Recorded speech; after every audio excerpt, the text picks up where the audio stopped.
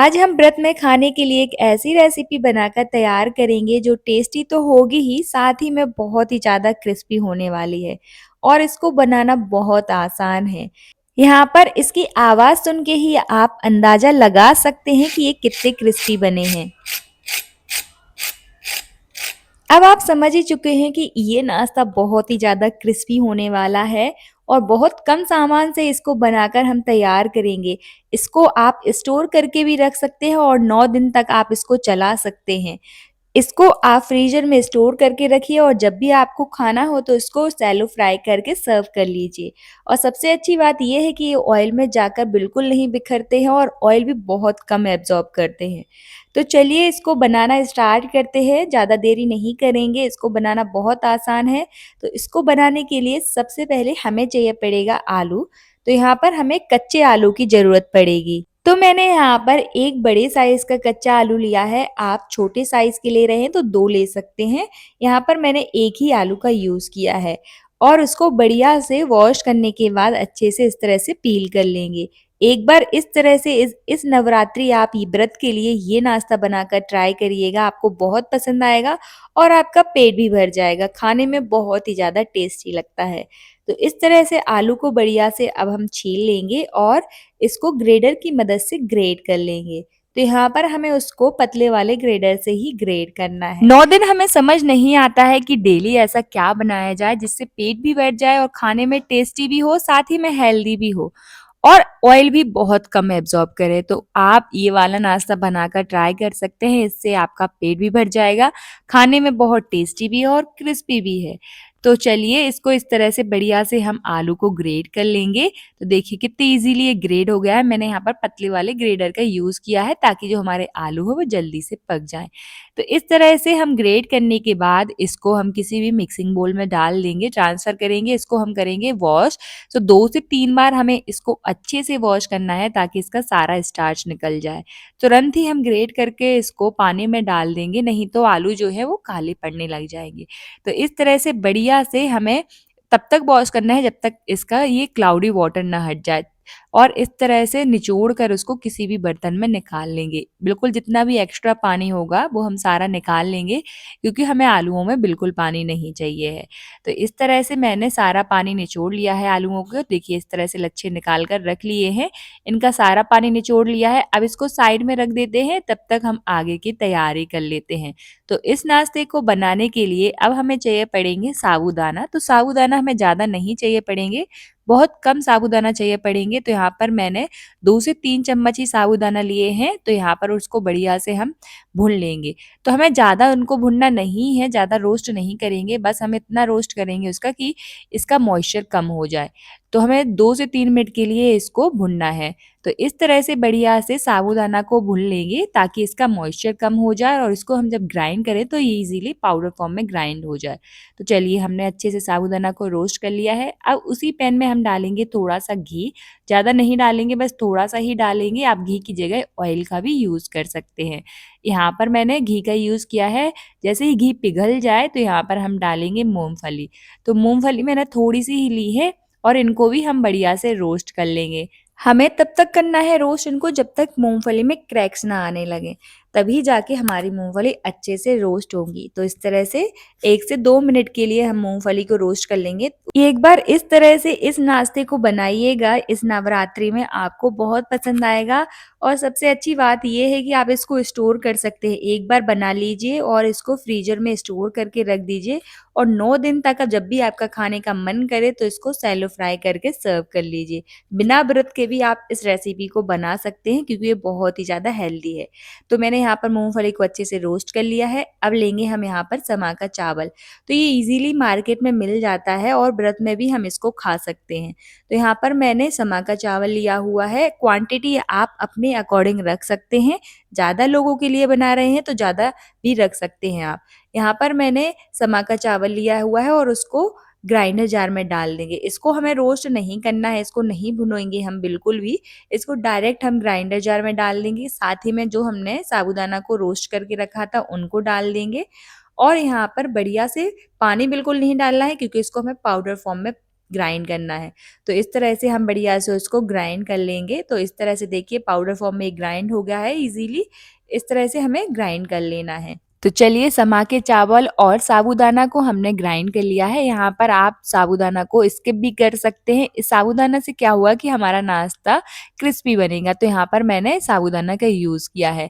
ये बिल्कुल ऑप्शनल है, आप इसको स्किप भी कर सकते हैं। तो चलिए इसको साइड में रख देते हैं। अब दूसरा जाल लेंगे, उसमें डालेंगे हम मूँगफली। तो मूँगफली को भी हमें इसको दरदरा ग्राइंड करना है। तो जो मूँगफली हमने रोस्ट करके रखी थी घी में, उसको डालेंगे और इनको दरदरा ग्राइंड कर लेंगे। ज़्यादा ग्राइंड नहीं करना है, बस दरदरा जैसे ही दरदरी हो जाए, ज़्यादा फाइन पाउडर नहीं चाहिए हमें इसको। तो इस तरह से हम दरदरा बढ़िया से ग्राइंड कर लेंगे। और पानी का यूज़ बिल्कुल मत करिएगा आप कहीं भी, जो भी आप साबूदाना या समा के चावल को भी अगर आप ग्राइंड कर रहे हैं, तो वहाँ पर पानी का यूज़ नहीं करना है क्योंकि हमें उसको पाउडर फॉर्म में ही चाहिए है। तो चलिए अब हम लेंगे एक कढ़ाई जिसमें डालेंगे हम घी। तो यहाँ पर घी की जगह आप ऑयल का भी यूज़ कर सकते हैं, ये आपके ऊपर डिपेंड करता है। इसके बाद जैसे ही अच्छे से घी गर्म हो जाए तो उसमें डालेंगे हम जीरा, साथ ही में अदरक को ग्रेट करके डाल देंगे। और यहाँ पर मैंने हरी मिर्च का भी यूज़ किया है। तो आप हरी मिर्च अपने अकॉर्डिंग डाल सकते हैं जितना आप तीखा खाना पसंद करते हैं। और तीनों चीज़ों को बढ़िया से मिक्स कर लेंगे और सौटे कर लेंगे।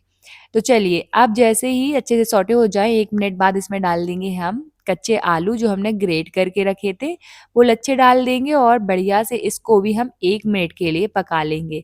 जैसे ही आलू जो है वो सॉफ्ट हो जाएँ, उसी स्टेज पर हम डालेंगे और बाकी की चीज़ें।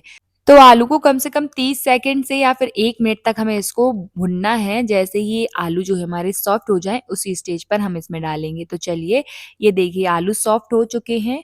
तो चलिए इसमें अब डाल देंगे हम पानी। तो अभी हमें पानी का यूज़ करना है।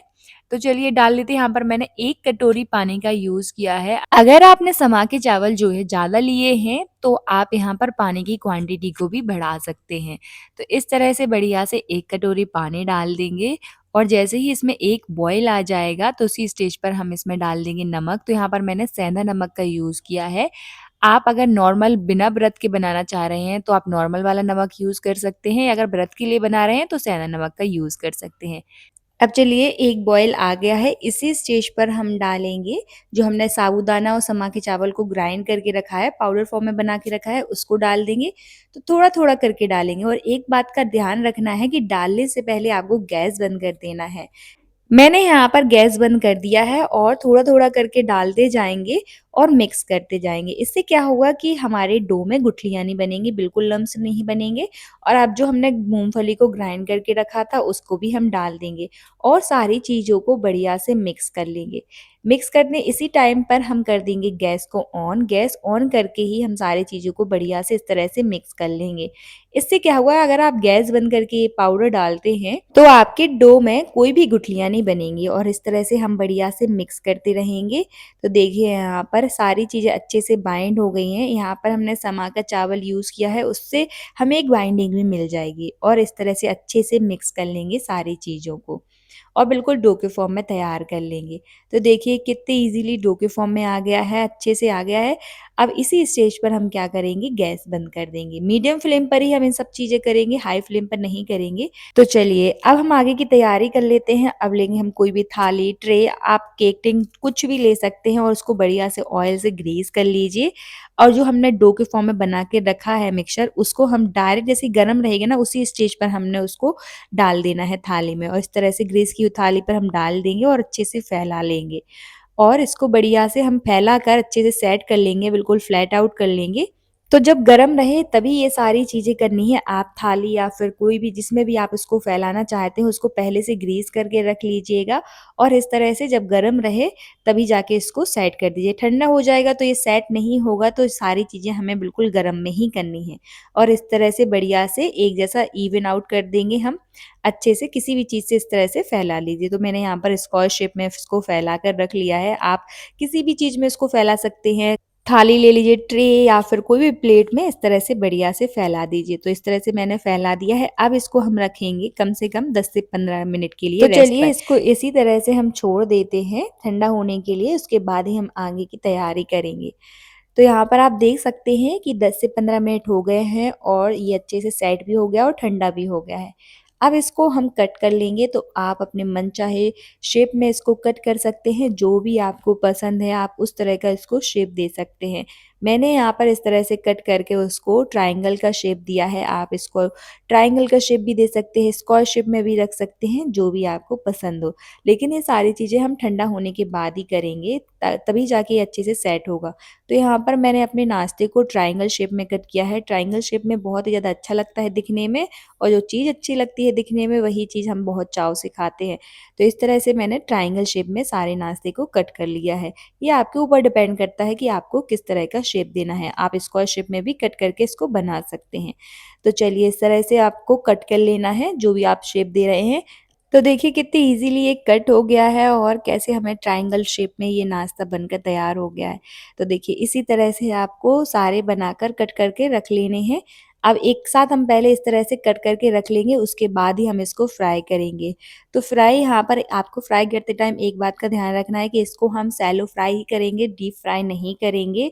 इससे क्या होगा, हमारा जो नाश्ता है वो बिखरेगा भी नहीं ऑयल में जाके, और जैसे ही ऑयल अच्छे से गर्म हो जाए ना, तो एक-एक करके हम सारे नाश्ते को इस तरह से डाल देंगे और शैलो फ्राई करेंगे। जितने भी आपकी कढ़ाई पैन में आए, तो एक-एक करके इस तरह से डाल दीजिए, और जैसे ही ये एक साइड से पक जाए तो दूसरी साइड से भी इसको अलट-पलट कर हम बढ़िया से क्रिस्पी और गोल्डन ब्राउन होने तक पकाएँगे।